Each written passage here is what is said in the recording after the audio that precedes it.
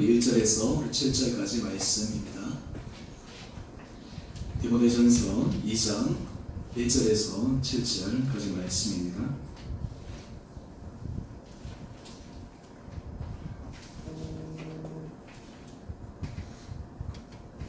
우리 한 절씩 같이 교독하겠습니다.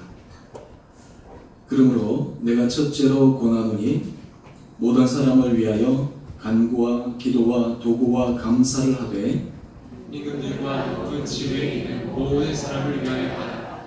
이를 우리가 모든 경건과 단정함으로 고용하고 평안한 생활을 하려 합니다. 이것이 우리 구주 하나님 앞에 선하고 받으실 만한 것이니 하나님은 모든 사람이 구원을 받으며 진리를 아는 데에 이르기를 원하십니다. 하나님은 한 분이시요 또 하나님과 사람 사이의 중보자도 한 분이시니 곧 사람이신 그리스도 예수라. 그가 모든 사람을 위하여 자기를 배송물로 주셨으니 기약이 이르러 주신 증거니라. 이를 위하여 우리 같이 읽읍시다. 이를 위하여 내가 전파하는 자와 사도로 세움을 입은 것은 참말이요 거짓말이 아니니 믿음과 진리 안에서 내가 이방인의 스승이 되었노라. 아멘. 오늘 수요일에 나오신 우리 모든 성도님 한 분 한 분들을 주 이름으로 축복합니다. 우리가 예배 자리에 나와서 하나님 앞에 우리 삶을 올려드릴 수 있다라고 하는 것이 정말 우리 삶 가운데 귀한 특권이요 축복이다라는 그런 믿음의 고백들이 우리 가운데 있게 되기를 원합니다. 사실 우리가 하나님 앞에 이렇게 나와서 예배를 드릴 수 있다라고 하는 것, 우리는 사실 그냥 일상적으로 우리에게 주어진 그러한 시간이니까 당연하다라고 하지만, 사실 하나님께서 우리에게 건강이 조금이나 문제가 생긴다든지 우리 삶이 이 시간에 와서 예배를 드릴 수 없는 다른 일에 우리가 매여있게 되면 우리가 마음으로 정말 하나님 앞에 예배를 드리고 싶어도 드릴 수 없는 참 그런 곤란한 상황에 있으면 이 예배가 얼마나 중요한지를 우리가 알지 않습니까? 우리가 날마다 호흡을 하는데 사실 이 공기의 중요성은 너무나 잘 압니다. 우리가 불과 한 몇 분만 우리가 숨을 못 쉬어도 이 뇌사 상태가 일어나고 금방 우리가 죽음에 이르게 되는데, 날마다 마시는 이 공기가 그냥 일상으로 날마다 주어져 있으니까 그게 당연하다라고 생각하지만, 사실 그에 대해서 우리가 감사함과 고마움에 대해서 우리가 날마다 생각하며 살아가는 것은 쉽지가 않습니다. 하지만 우리가 주님 앞에 나와서 예배를 드리게 되면 우리가 일주일의 삶을 살 때 사실 우리가 세상에서 또 그리고 가족 간에서 주어진 일들을 살다 보면 우리가 그리스도인으로 삶을 살지만 우리가 주님 앞에서 우리 마음을 맞추어서 집중해서 살아가는 것이 참 쉽지가 않은데, 우리가 예배 시간들을 통해서 다시 한번 우리의 삶이 정돈이 되고 다시 한번 우리의 마음의 중심이 하나님 앞에 올려드려지게 되고 다시 한번 우리가 믿음의 결단을 하게 되고 우리 자신의 모습을 반추하게 되고, 그러면서 우리의 신앙의 진보가 조금씩 일어나는 은혜가 있으리라 생각합니다. 여러분, 우리가 영성의 진보와 믿음의 성장은 한순간에 갑작스럽게 일어나는 것이 아닙니다. 눈에 보이지 않게 어떤 의미에서 지루할 정도로 아무런 변화가 없는 것 같은데, 그것이 지속적이고 반복적으로 계속해서 가다 보면 어느 순간에 계단식으로 우리 신앙이 한 걸음 자라와 있는 것을 확인할 수가 있습니다. 특별히 우리가 삶 가운데서 하나님께서 이런 은혜를 주시기 시작하면 우리가 때로는 힘든 순간이나 중요한 결정을 내리는 그 상황 가운데서 하나님 앞에 기도하게 되고 하나님의 은혜를 간구하게 되고 주의 말씀이 떠오르게 되고 그 말씀을 우리가 붙잡고 실천하게 되면 하나님께서 우리에게 놀라운 약속의 은혜를 허락해 주시는 것을 경험할 수 있습니다. 사실 우리가 신앙은 지적인 작업이 아닙니다. 이 신앙은 체험의 영역입니다. 그러므로 우리가 날마다 신앙생활에서 예배 자리에 나와서 하나님의 은혜를 간구하고 사모하고 우리가 예배를 드리게 되면 뭔가 우리 마음속에 하나님 주신 평안함을 경험하게 되고 우리의 삶이 정돈이 되고 우리의 영적인 상태가 이렇게 성결해지는 그런 것을 우리가 매 순간 이게 경험하게 되면 하나님께서 우리의 삶을 이전보다 더 영적인 진보가 있는 귀한 삶으로 인도해 주실 줄 믿습니다. 사람은 모든 삶의 영역에 있어서 발전하기를 원합니다. 건강적인 면도 그렇고요. 특히 우리가 나이가 들면 들어갈수록 우리의 육체적인 모습은 점점 부패해지지만 사실 우리가 인격에 그리고 우리 내면에 그런 깊은 모습들이 예수 그리스도의 거룩한 성품을 닮아갈 수 있고 그 안에서 아름다운 향기가 나올 수 있다면 참 우리의 인생은 복된 인생이다 라는 생각을 합니다. 그렇지만 우리가 실제로 삶을 살아가다 보면 우리의 삶의 모습, 때로는 우리의 삶의 깊은 바닥을 보일 때는 순간순간이 있게 되는데, 그때마다 주님 앞에 우리가 나와서 예배를 드릴 때마다 하나님의 은혜를 간구하게 되면 우리가 하나님 앞에 정말 우리 삶이 새로워지는 것을 경험합니다. 요즘 우리가 새벽 기도 때 우리가 지금 다윗왕을 묵상하고 그리고 솔로몬을 우리가 묵상해 갑니다. 오늘 우리가 특별히 이 로보암 시대를 넘어가면서 함께 제가 말씀을 나누었는데요. 솔로몬을 보면 하나님께서 그에게 놀라운 은혜를 주셨잖아요. 제가 솔로몬과 다윗의 두 삶을 제가 놓고 얘기하면 여러분은 만약에 다윗과 같은 삶을 살기를 원하세요? 아니면 솔로몬과 같은 삶을 살기를 원하세요? 다윗은 그가 기름 부음을 받고 그 다음에 실제로 왕에 오르기까지 정말 산전수전을 다 겪습니다. 그리고 그가 왕에 올라서 하나님께서 그에게 은혜를 주셨지만 하나님께서 그가 실수함으로 인해 가지고 그 시대에 왕에서 쫓겨나기도 하고 어떤 의미에서 참 수치도 당하고 자기 아들이 배반하고 어떤 의미에서 너무 우여곡절이 많았어요. 그런데 하나님은 다윗의 인생을 모든 이스라엘 이런 가운데서 가장 모범적이고 대표적인 그런 왕으로 뿐만 아니라 신앙인들 가운데서 이스라엘 백성들이 정말 사모하는 그 인물로 하나님께서 이 다윗을 세워주셨습니다. 그게 반해서 솔로몬은 어때요? 솔로몬은 물론 어릴 때 그가 성경에 기록은 없지만 아마 다윗과 바세바 사이에서 태어나고 아마 그 사이의 모든 이야기를 들었을 것입니다. 어떤 의미에서 어렸을 때 그의 마음이 참 자기의 부모를 여러 가지 관계들을 통해서 힘든 것들이 있었지만 하나님께서 어릴 때부터 그에게 지혜를 주셨어요. 평탄한 삶을 살았습니다. 많은 형제들이 있었지만 그가 유다의 이스라엘의 왕이 되고 그 다음에 하나님께서 그에게 지혜를 주셔가지고 그가 다스리는 40년 동안 말 그대로 이스라엘의 태평성대를 이루었어요. 근데 노년에 이 솔로몬이 하나님을 떠납니다.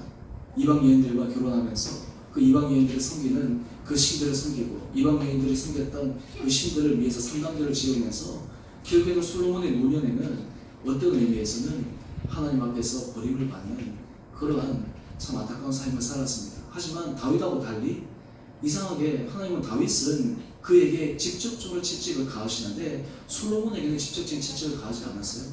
그러면서 내 나라를 내 신하에게 주겠다. 내 시대는 말고 내 아들의 시대.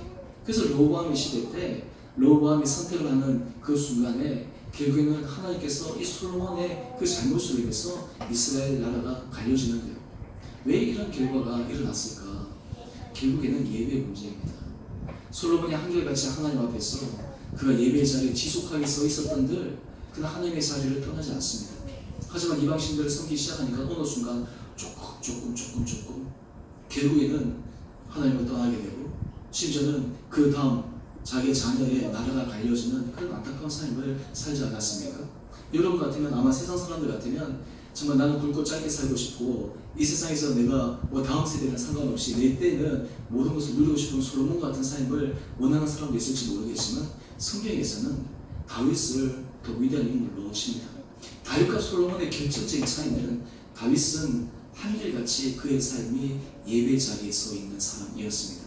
하지만 솔로몬은 마지막 순간에 그 하나님 앞에 예배 자리에 떠났기 때문에 결국에는 하나님께서 그에게 놀라운 축복을 주셨음에도 불구하고 그의 삶의 마지막은 어떤 의미에서 인정받지 못하는 그냥 자기 시대이고 화려함으로 끝나는 그런 모습으로 성경은 우리에게 기록하고 있습니다. 오늘 우리가 함께 읽었던 이 디모데전서 2장 말씀은 우리가 특별히 이 예배에 관해서 우리들에게 중요한 교훈을 알려주고 있습니다. 특별히 이 예배에 있어서 중요한 것 가운데 하나의 요소인 기도에 관해서 우리에게 알려줍니다. 여러분 우리가 하나님 앞에 예배를 드린다 라고 하는 것을 다른 말로 하면 우리의 삶을 올려드리는 것입니다. 이것을 보다 좀 더 구체적으로 얘기하면 우리가 기도라고 하는 것도 다 모두 다 예배의 한 형식입니다. 왜냐하면 그것이 하나님 앞에 올려드려지는 것이거든요. 이 예배는 우리가 일반적으로 우리 안에서 그냥 하는 것이 아니라 하나님 앞에 우리가 마음을 올려드려지고 또한 동시에 하나님께서 우리에게 말씀하시는 그 음성에 귀를 기울일 수 있는데 그것을 직접적으로 경험할 수 있는 자리가 바로 이 기도의 자리입니다. 오늘 특별히 이 사도 바울은 디모데에게 이 예배의 중요성에 대해서 디모데 2장에서 이야기를 하면서 오늘 특별히 1절에서 7절까지에서는 기도, 예배의 중요성과 그리고 그 기도의 범위에 대해서 우리들에게 말씀해 주고 있습니다. 오늘 우리가 말씀을 통해서 이 하나님께서 우리의 삶이 정말 예배와 기도의 이런 그 분량들이 정말 우리 개인과 가정 안에 그리고 우리 교회 안에만 머물러 있는 것이 아니라 우리의 폭을 더욱더 확대시켜주고 넓혀주시는 은혜가 우리 가운데 있게 되기를 원합니다.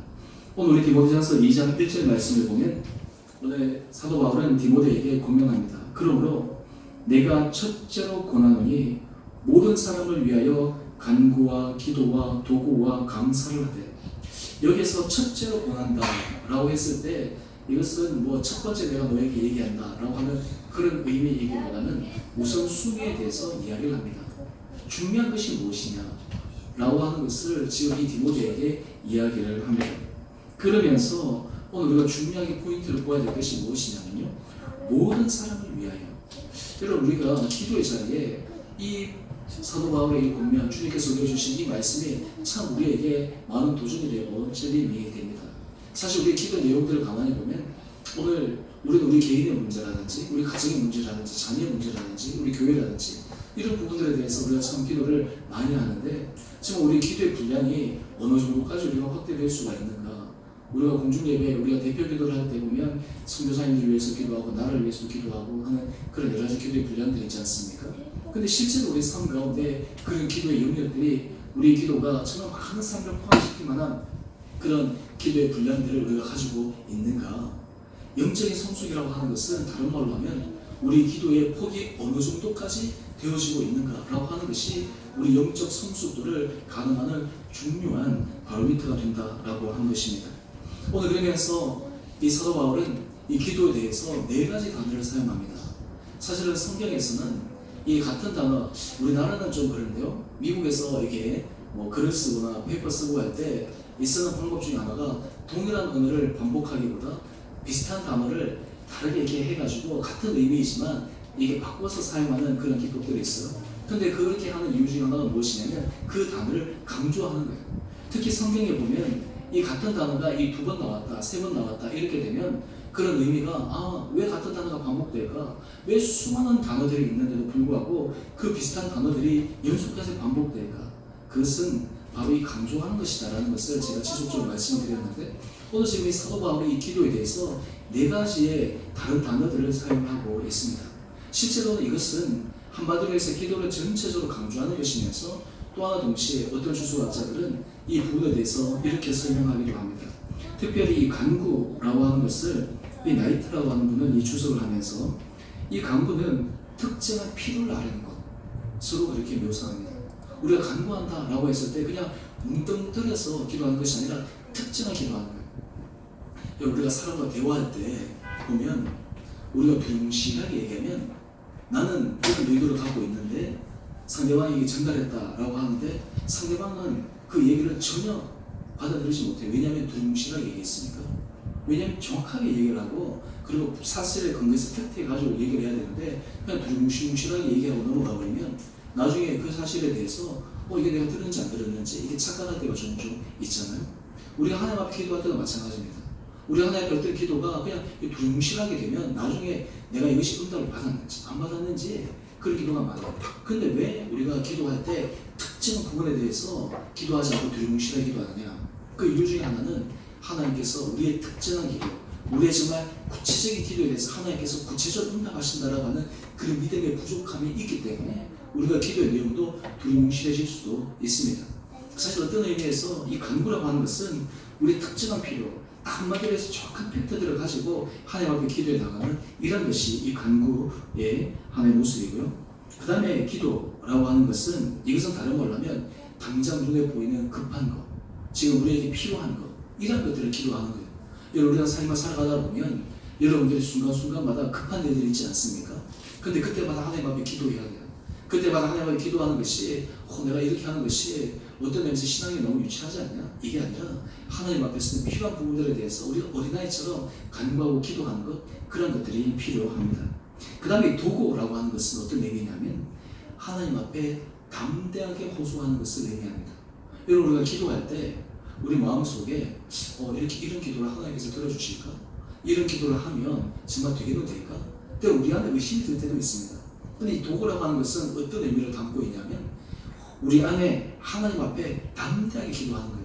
내가 하나님의 자녀이기 때문에 우리 아버지이신 하나님 앞에 내가 당당하게 이야기를 합니다. 요즘 은석이가 이제 6학년 되면서 하나 바뀐 게 있어요. 이제 사춘기가 비슷하게 올라가니까 예전에는 그래서 어떤 게 필요해? 그러면 아빠 이거 해주세요. 이렇게 얘기를 해요.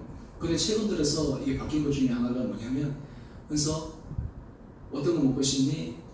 이게 해줄까? 이렇게 얘기하면 이렇게 얘기해요. 아빠 마음대로요? 이렇게 얘기를 해요. 그런데 아니 너 얘기하는 걸 해봐.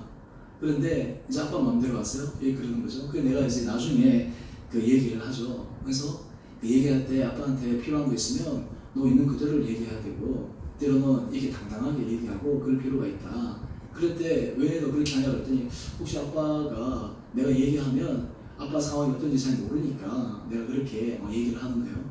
어떨 때는 저한테 뭐 전화를 해가지고 아빠 뭐 필요해요 이야기했는데 얘가 나한테 전화를 못하고 지나가서 왜 전화하지 않았니? 그러면 아빠가 혹시 지금 설교 준비한다는 이럴 때 내가 방해가 될까봐 전화를 못해요. 왜 그러더라고요? 괜찮아. 필요할 때 문자라든지 내가 전화를 못 받으면 문자라도 보내. 근데 이 부모 입장에서는 이 자녀가 부모에게 당당하게 요구하는 그 모습이 참 흐뭇하잖아요.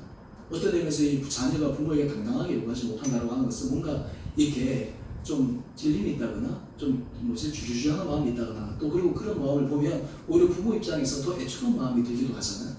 그런데 하나님께서 우리를 향해서 그런 마음을 가지고 계십니다. 우리 하나님 앞에 기도할 때 하나님은 우리가 하나님 아버지이신데 하나님 앞에서 우리가 담대하게 기도하기를 원하세요. 우리가 아버지로 해야 되는데 마치 우리가 아버지가 아닌 다른 사람인 것처럼 그렇게 하는 것을 하나님께서 원하지 않으신다라고 하는 것이죠. 그 다음에 네 번째는 무엇이냐면 감사하는 것입니다. 우리가 기도 안에서도 감사가 굉장히 중요합니다. 여러분 기도의 내용들 가운데 우리가 정말 감사의 고백이 많은가?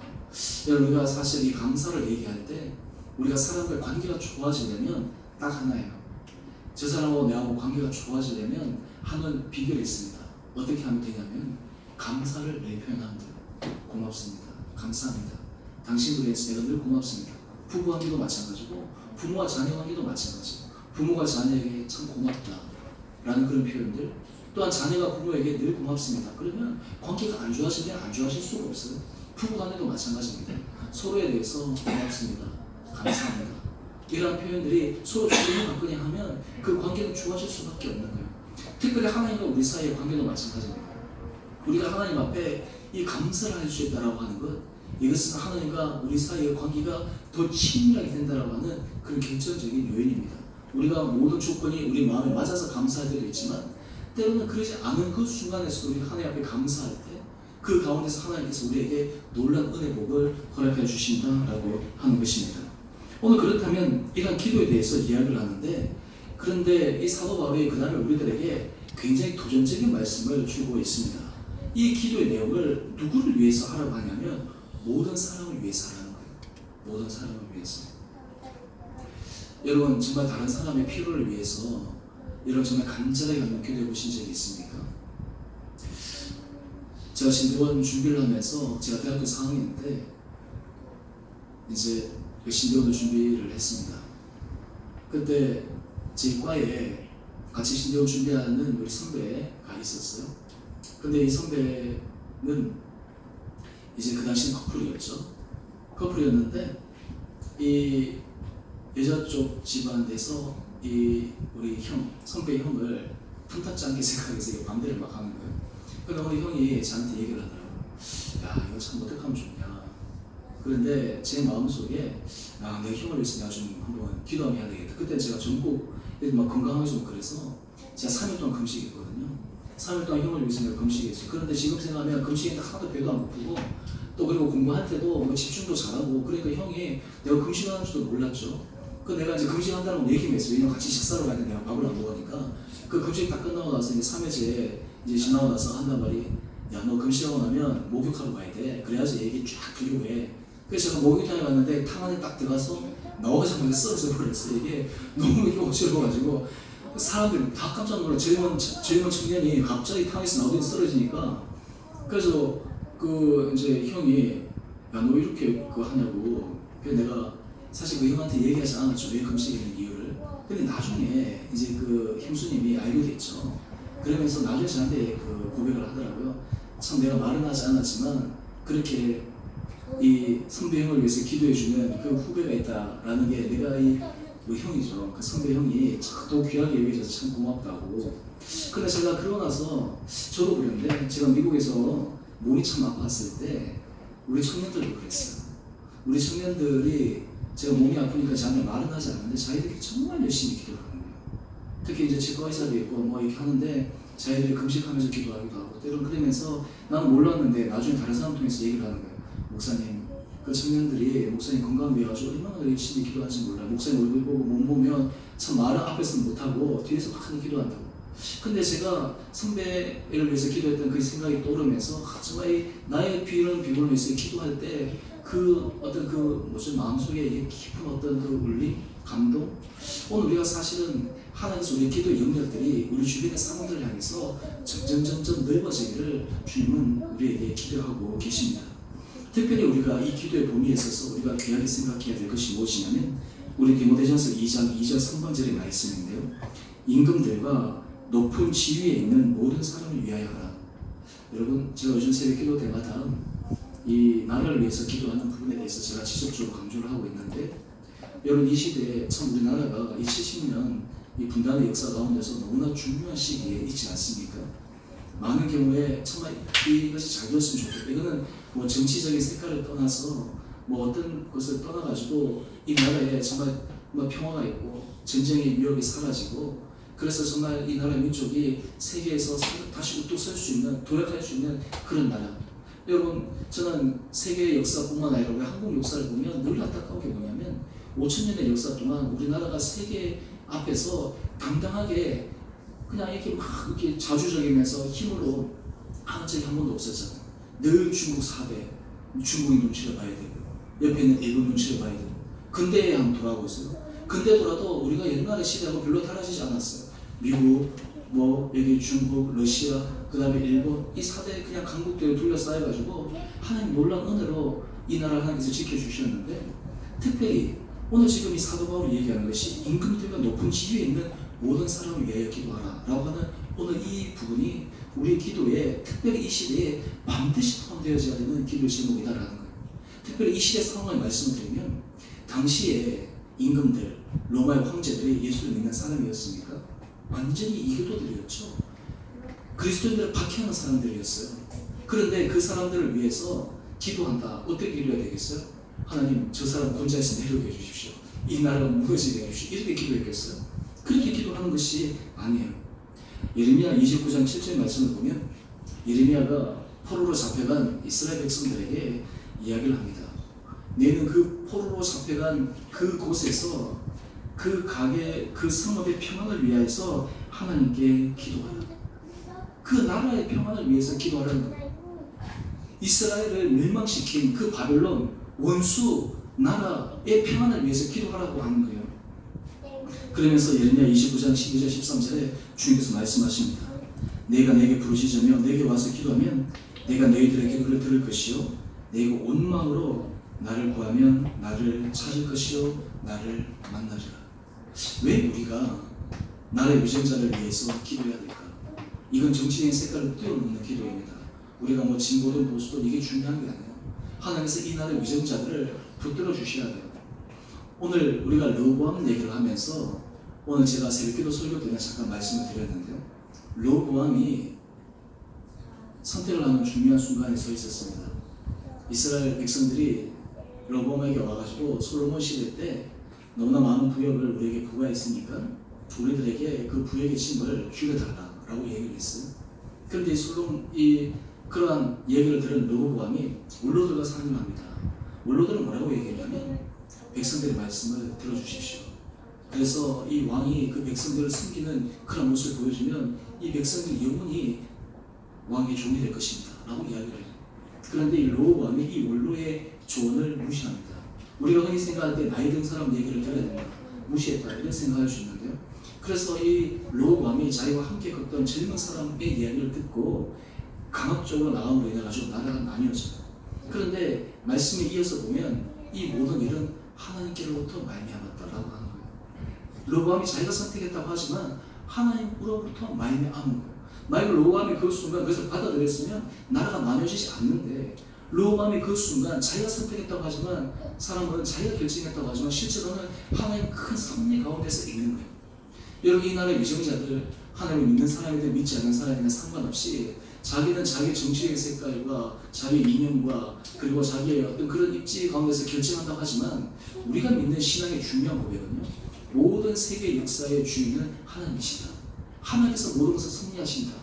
라는 것을 우리가 고백하기 때문에 나라의 유전자들을 위해서 기도하고 나라를 위해서 기도하는 것이 필요한 거예요.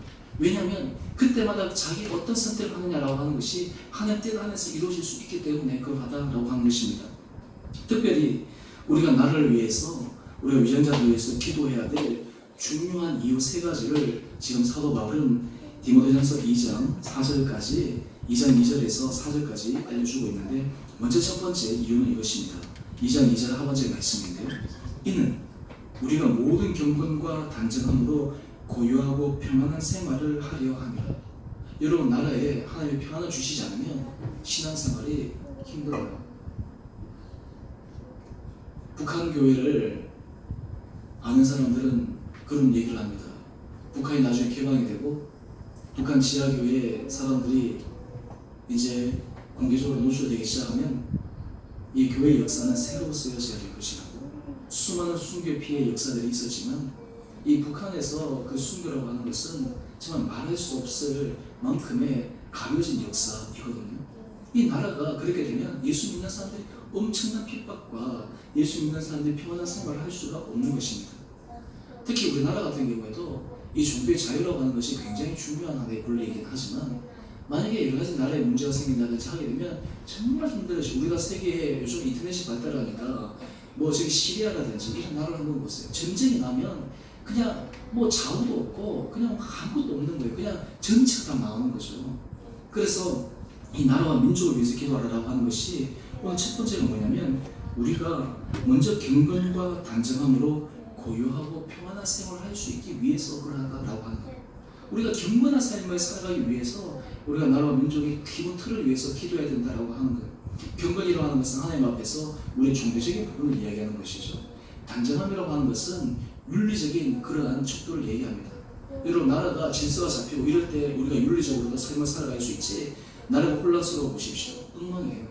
예전에 LA 폭동이 한번 일어난 적 여러분 아실 겁니다. 폭동이 일어나면 사람들이, 그 윤리적인 사람들도요, 가게 들어가가지고 물건 다 훔쳐가고 그냥 사람이 그냥 돌변해요. 이게 사회 질서가 갖춰져 있으니까 사람들이 윤리적인 삶을 살아가는 것이지, 그렇지 않으면 사람의 기본 본성 자체가 다 그냥 이렇게 무너질 수밖에 없는 것이거든요. 우리가 그런 차원에서 이 나라를 위해서 기도해야 되는 것은 우리 신앙생활, 개인의 신앙생활과 너무너무 직결되어 있다라고 하는 것을 우리는 깊게 생각해야 합니다. 사실 우리가 신앙생활 하다 보면 우리의 신앙의 정도가 너무나 지역적인 데 매여 있을 때가 참 많아요. 하지만 하나님 앞에 기도하다 보면 우리의 이 기도의 범위의 분량이 점점 확대되어집니다. 여기서 이 나라와 이 민족 또는 임금들과 높은 지위는 비단 우리나라, 뭐 국가 여기만 머물러 있는 것이 아니라 심지어 어디까지 기도를 하냐면 세계를 위해서 기도하는 그런 부분까지 있습니다. 감리교회 창시자 웰슬리는 세계는 내 교우다 라고 얘기를 하면서 그가 이 복음 전도에 있어서 굉장한 헌신의 힘을 쏟았는데요. 사실 우리 신앙의 모든 영역 가운데서, 우리 기도 가운데서 우리가 어느 정도 품고 있느냐, 어느 정도 영역까지 나가고 있느냐라고 하는 것이 굉장히 중요하다는 것입니다. 저는 바라기는 우리 사랑하는 성도님 여러분들의 기도 가운데, 우리가 정말 나라와 민족뿐만 아니라 우리가 정말 세계 여러 가지 일어나는 이슈들을 보면서도 하나님께 기도할 수 있는 그런 은혜가 여러분 가운데 있게 되기를 주님 이름으로 축원합니다. 세계 보면 기아의 모습들을 보면 어린아이들을 위해서 우리가 기도가 나오고요. 전쟁이 일어나는 모습을 보면서 우리는 평안하지만 하나님 저곳에 평안을 도와주십시오 라고 이런 기도가 나와야 되고, 북한의 모습, 인권의 모습을 보면 하나님 저 땅을 불쌍히 해주십시오. 요즘 우리가 이제 북미 정상회담을 앞두고 이게 여러 가지 되어지는 과정 속에서 하나님 정말 이 트럼프 대통령이나 또 북한 김정은 또 그리고 이 주변의 나라들 하나님께서 은혜 가운데 붙들어 주셔가지고 이것이 잘 돼가지고 정말 그동안 여러 가지 많이 쏟기도 하고 참 문제가 있었는데 하나님께서 새로운 전환을 허락하여 달라고 주님 앞에 간구할 때 하나님께서 놀라운 은혜 역사를 이루어 주실 줄 믿습니다. 요즘 우리가 한국 교회가 나라와 민족을 위해서 간구하는 이러한 기도의 소리가 다시 한번 불타올라야 됩니다. 특히 우리 한국 교회의 초기의 모습에서는 정말 나라를 위해, 나라와 민족을 위해서 정말 기도를 많이 했거든요. 초기 모습 가운데 이 기독교인들이 사회에 선도적인 역할을 했거든요. 그들이 정말 나라를 위해서 혼신의 힘을 다하고 나라를 위해서 애국이라고 하는 것이 중요한 가치 가운데 하나였고, 하나님 앞에 정말 간절히 위해서 기도했던 그런 부분들. 근데 요즘의 신앙생활 우리의 모습을 보면 물론 현대의 모습이 개인주의적이고 이런 부분들이 많이 평가되고 되었지만 우리 기도의 영역들은 점점 좁아지고 있는 것을 바라보지 않습니까? 오늘 이 시대에 하나님께서 바로 우리의 경건과 단정함, 이런 삶의 평안과 고유를 위해서 우리가 나라의 위정자들과 나라를 위해서 기도할 필요가 있다라고 하는 것입니다. 두 번째는 무엇이냐면 이것이 굉장히 중요한데 이것이 우리 구주 하나님 앞에 선하고 받으신다는 것입니다. 여러분 하나님께서 기뻐하신 일이 무엇일까? 바로 나라를 위해서 기도하는 거예요. 세계의 여러 가지 아픈 부분을 가지고 기도하는 거예요. 오늘 말씀드린 것처럼 간구와 기도와 도구와 감사를 하나님 앞에 올려드린 기도입니다. 이것이 하나님 앞에서 선하게 받으시는 거예요. 오늘 이 모습이 하나님께서 우리 삶 가운데서 정말 인정하실 만한 그런 믿음의 모습이다라고 하는 것입니다. 저는 바라기는 여러분의 삶 가운데 내 삶이 지금 하나님 앞에 받아들여질까? 내 기도가 하나님 앞에 정말 드려지는 기도가 될 것인가? 내 기도가 너무 이기적이지 않을까? 내 기도가 너무 지역적이지 않을까? 근데 그것을 탈피하는 방법이 있어. 여러분의 기도의 범위가 확대되고 넓어지기 시작하면 우리 모든 기도가 하나님 앞에 받으실 만한 선한 기도가 된다고 하는 것을 우리가 분명하게 믿음으로 고백할 수 있습니다. 제가 예전 깔때기 기도라고 하는 것을 한번 말씀드린 적이 있습니다. 여러분 잘 아시죠? 그게 뭐냐면 우리가 나라와 민족을 위해서 기도하고 세계를 위해서 기도하고 그렇게 되면 어떻게 보면 내 자신을 위해서 기도하는 것보다 그것이 낭비인 것처럼 느껴질 수가 있는데요. 하나님은 우리가 넓고 큰 것을 위해서 기도하기 시작하면 하나님 우리의 필요한 것들을 하나님께서 짚어주시는 거예요. 하나님께서 놀라운 은혜로 붙들어 주시는 거예요. 이것을 경험하기 시작하면 우리 기도의 역량과 우리 기도의 폭이 점차 확대될 수밖에 없습니다. 요즘 우리가 한국 교회도 마찬가지인데요. 우리가 보면 사실 교회도 우리 교회뿐만 아니라 이 한국 교회를 위해서 기도하는 것 하나님께서 그 이런 은혜 마음을 주실 때 하나님께서 우리의 삶의 영역들을 넓혀주십니다. 우리가 특별히 이런 것을 위해서 기도하기 시작하면 하나님께서 우리에게 어떤 마음을 주시기 시작하냐면 하나님의 마음을 주세요. 하나님께서 이 땅을 바라보신 하나님의 마음을 우리가 느끼기 시작합니다. 우리 관점에서 바라보는 것이 아니라 하나님께서 바라보시는 그 안타까운 마음, 하나님께서 바라보시는 정말 그 애타는 그 기다린 절박한 마음을 우리가 바라보고 느낄 수가 있다고 하는 거예요. 오늘 이것이 하나님 앞에서 받으시면 선한 기도입니다. 저는 바라기는 여러분의 삶 가운데서 이런 기도가 날마다 사해질 수 있게 되기를 주님 이름으로 축원합니다. 이것이 우리의 신앙이 한 걸음 한 걸음 하나님 앞에서도 성숙한 길로 나갈 수 있는 귀한 기회가 된다라고 하는 것입니다. 그 다음 디모데전서 2장 4절 말씀인데 우리 다 같이 한 목소리 읽어봅시다. 시작. 하나님은 모든 사람이 구원을 받으며 진리를 아는 데 이르기를 원하시느니라. 네. 하나님께서 원하시는 것은 모든 사람이 구원을 받으며 진리를 아는 데 이르기를 원하십니다.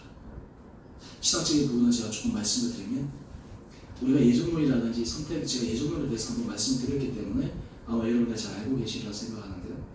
이 구원에 있어서 어떤 소수의 사람들만 구원을 받는다 라고 하는 이런 부분과 또한 신학의 부분에 있어서는 많은 구원은 모든 사람들이 구원을 받는다 라고 하는 것. 그래서 어떤 사람들이 그런 얘기를 합니다.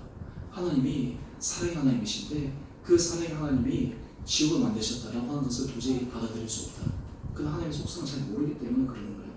근데 하나님의 근본적인 부분은요, 하나님은 모든 사람이 구원을 받으며 진리를 아는 데 이르기를 원하시는 거예요. 여러분 우리가 삶을 살아가다 보면 어떤 사람을 위해서는 기도하기 싫은 사람들이 있잖아요. 또 우리가 이 세계 가운데서 기도하기 싫은 사람들이 있죠.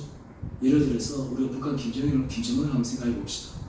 나를 문 대통령 만나서 어떤 사람들 그 모습을 보면 바꾸시는 사람도 있지만 어떤 사람들을 보면서 이 여러 가지 그 사람들이 했던 만행들은 이것들을 보면서 이 마음의 분노감이 일어나는 거죠. 어떻게 저럴 수 있나? 양쪽이 다 이해가 되는 것이죠.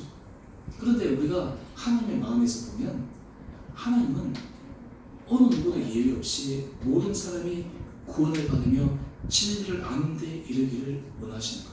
이것이 하나님의 마음이에요. 이것이 하나님께서 우리가 주님 앞에 기도할 때 가져야 될 중요한 마음의 그릇입니다.